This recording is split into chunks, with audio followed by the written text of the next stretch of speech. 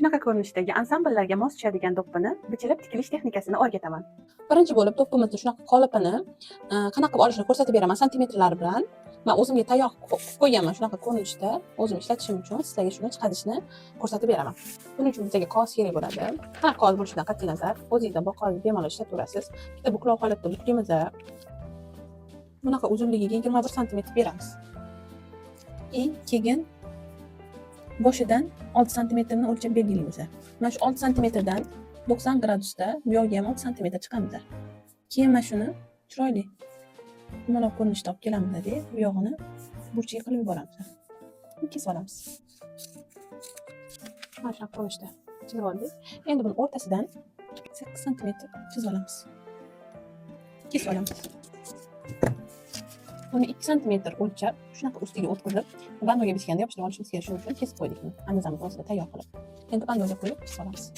Men shunaqa bandodan foydalanaman, do'ppiga juda ham chiroyli, ideal turadi. Endi buni anazamiz qo'yib kesib olamiz. Kesib olamiz.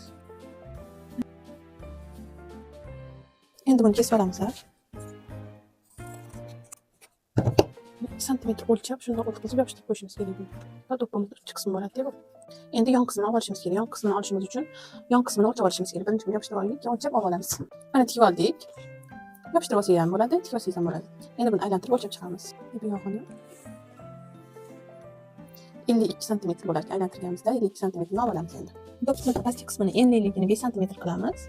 Uzunligini o'lchaganimizdek 52 santimetr qilamiz.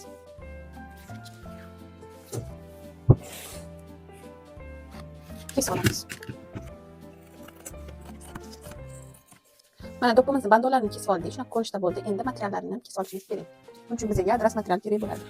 Adras matomizni shunaqa kichikroq holatda qo'yib olamiz. Shunaqa ko'rinishda joylab, choq haqlar berib kesib olishimiz kerak adrasni ham. Pastki qismiga oldik. Mana endi tepa qismiga ham 2 qavat qilib, yonlariga choq haqqa beramiz. Matomizni nimaga desa buklab, ichki tomonga buklab tikishimiz kerak buni. Ichkamiz ham 1 santimetr bu yoqqa, 1 santimetr bu yoqqa chizib qo'yamiz. Sinoq qilib tikib olishimiz kerak buni. Kesib olamiz endi.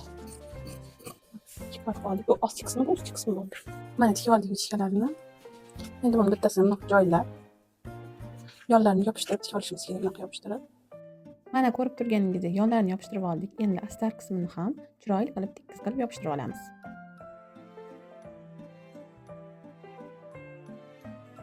Mana do'ppimizni tepa qismini tayyor qilib oldik. Endi pastki tomonini adrasimizni yopishtirib tikib olamiz. Birinchi bo'lib bu yoq tomoniga 1 santimetr buklab olamiz.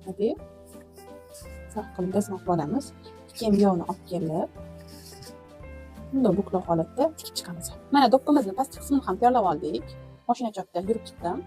Endi buni ikkita boshlanish nuqtasini olib kelib, qo'l chokida tikib olamiz.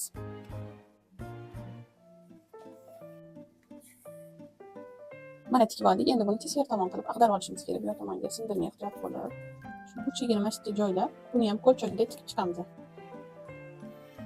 Do'ppimiz tayyor bo'ldi. Qo'limizni tikib chiqdik. Endi xohlasangiz o'zingizda bor bezakdan bezatib, choklarni yopib olsangiz bo'ladi. Mana ichki tomoni starli bo'ldi, ichki tomoni. Bizda shunaqa bezak bor edi, do'ppimizga tushadigan. Shuni chiroyli qilib endi yopishtirib chiqamiz. Mana do'ppimiz tayyor bo'ldi. Bezaklarni o'zingizning xohishingizga qarab o'zgartirsangiz bo'ladi. Foydali bo'lgan bo'lsa videomiz, sahifamga obuna bo'ling.